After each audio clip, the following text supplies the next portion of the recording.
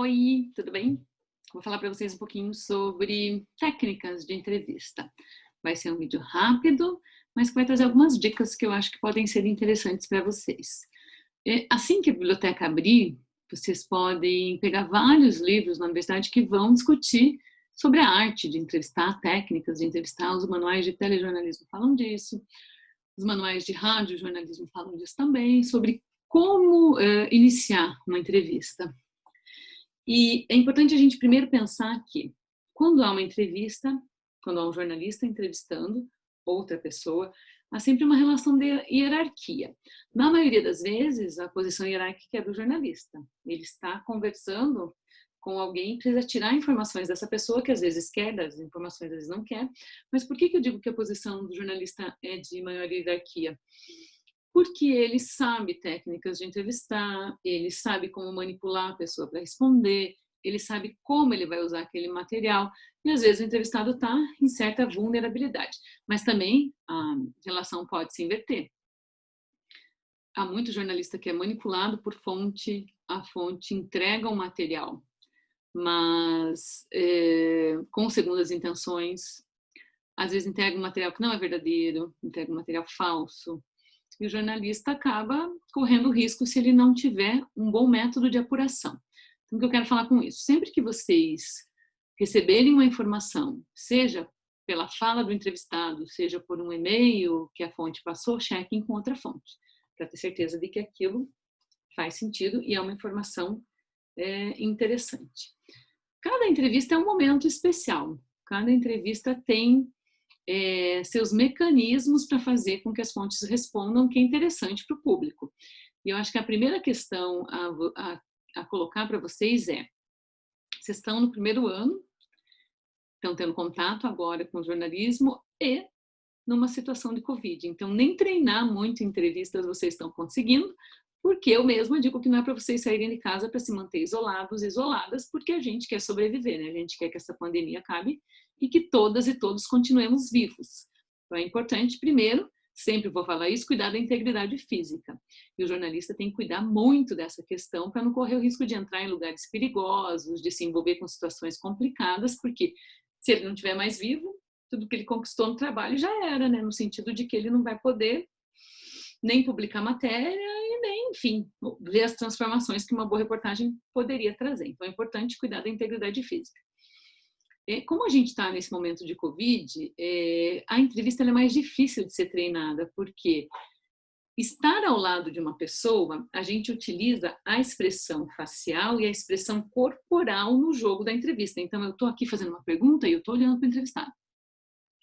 Dependendo de como eu estiver refletindo no meu rosto, pode ser que mude a forma como o entrevistado fala comigo. Então, a primeira dica é, se você ficar fazendo isso aqui, ó, enquanto o entrevistado fala, ele vai achar que está concordando com tudo que ele está falando. E quem vir de fora, uma imagem dos dois, vai entender que você está concordando com ele. Às vezes ele está contando uma tremenda de uma mentira, você sabe que é uma mentira, você está ali concordando. Então, evite concordar. Eu sempre penso assim, se eu quero que a minha entrevistada ou que o meu entrevistado sorria, quando eu estou produzindo um documentário, por exemplo, eu sorrio também. Porque eu vejo que o meu rosto reflete muito na forma como o entrevistado fala comigo. Então, se eu quero que sorria, sorri também. Isso é bem interessante de vocês observarem. Mas eu tenho que respeitar, né? O comportamento do entrevistado. Eu não vou chorar para que ele chore também, muito pelo contrário, né? A única vez que eu me emocionei de chorar na frente da fonte, eu era bem jovem, trabalhava na RIC e fui fazer uma matéria num asilo que dependia de doação. E uma senhorinha foi abrindo para mim, para eu ver como é que era a casa, aquela casa que cuidava de pessoas idosas, e foi me mostrando que não tinha nada para eles comerem. E aquilo me arrebatou de um jeito que eu devo ter umedecido os olhos, e daí uma delas falou assim, uma das senhorinhas disse assim, até ela chora, imagine como é que é a nossa situação. E eu acho que eu não tinha direito de chorar lá, não era meu papel.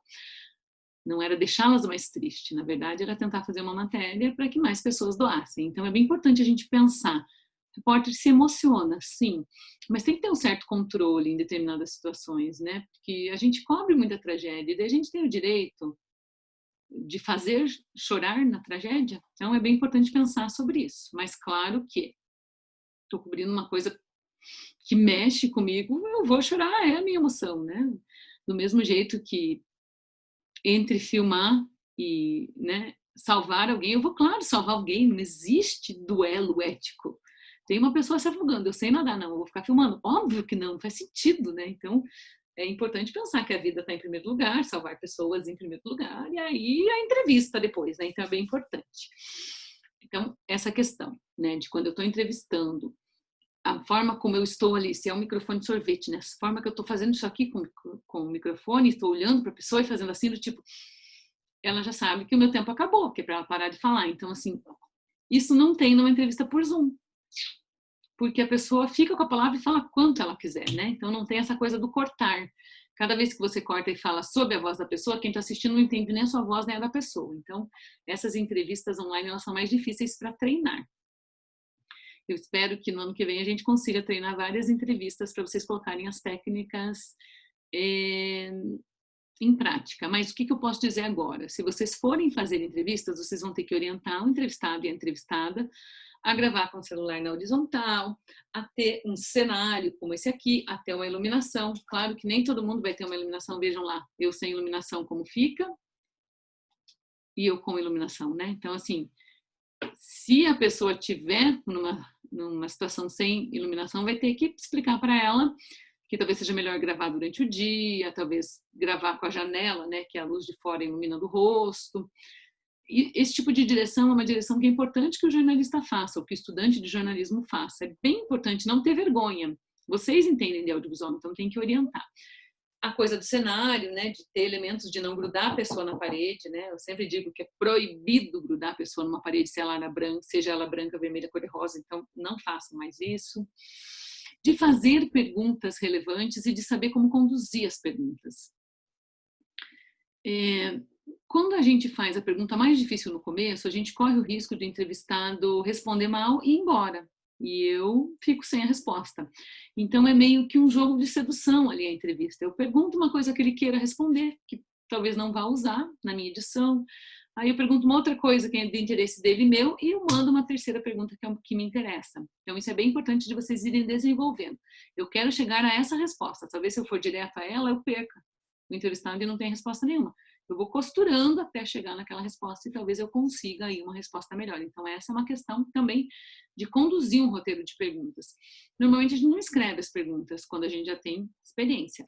Agora, eu vou dizer para vocês, vocês não têm experiência? Escrevam as perguntas. Claro que vocês não vão ficar lendo a pergunta exatamente como você fez, embora, se precisar, faça isso. Eu sempre falo, a Marília Gabriela, ela não tem a menor dificuldade de estar falando com a pessoa, ela olha e fala, olha, eu apurei isso e faz a pergunta aqui e faz lá. E qual é o problema disso? Na verdade, ela está demonstrando que ela fez a lição de casa, que ela fez uma apuração. E aí é outra coisa que eu vou falar para vocês. Então, já falei da expressão, né, que é uma forma de conduzir a entrevista para frente, de fazer um roteirinho de perguntas, deixando as mais importantes não lá para o final, mas ali no momento que você ainda tem a pessoa e que ela possa responder. E a outra é fazer uma apuração. Qualquer pessoa que vocês tenham que entrevistar, porque querem, ou porque alguém pediu para que vocês entrevistem, nunca vão entrevistar sem fazer uma mínima pesquisa sobre a vida da pessoa. Joga o nome dela no Google, procura, descobre quem ela é, se ela já fez algum vídeo, assista, entenda quem é a pessoa, quem foi e quem é. Invista tempo nisso, porque você vai ter uma entrevista melhor e é um respeito, né, da parte do jornalista conversar, saber conversar com uma pessoa porque fez uma apuração, sabe quem é. É muito chato, né, quando você chega e não sabe o que perguntar para a pessoa. Ou faz perguntas imbecis, né, perguntas que não fazem sentido porque você não conhece a vida da pessoa. Então é bem importante saber perguntar. E a gente só sabe perguntar se a gente conhecer a pessoa, se a gente fizer uma apuração. Então, essa apuração é fundamental. Pensem nisso, não deixem de fazer nunca. Nunca vão para uma entrevista sem ter feito uma apuração. Bem importante. Hoje em dia não há motivo para não fazer uma apuração, né? Se você vai chegar no lugar do entrevistado e alguém disse, entrevista ele agora, enquanto o cinegrafista está ali arrumando a câmera, você pede para ir no banheiro, diz que vai, sei lá, arrumar o cabelo e faz uma pesquisa no celular rápido.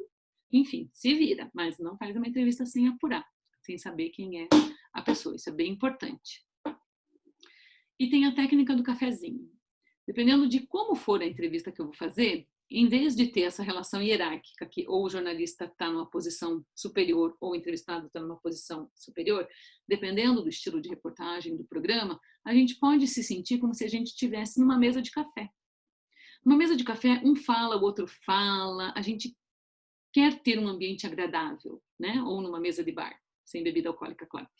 Essa relação que você tem ali numa mesa de café de conversa é a melhor que se pode ter, porque você fala de 1000 coisas para aí chegar no que você quer, né? E é uma conversa agradável. Isso também pode funcionar super bem para entrevista. Como lidar com entrevistados grosseiros? Eu sempre vou dizer para vocês que não sejam grosseiros e grosseiras. Eu sempre vou dizer que respondam grosseria com objetividade.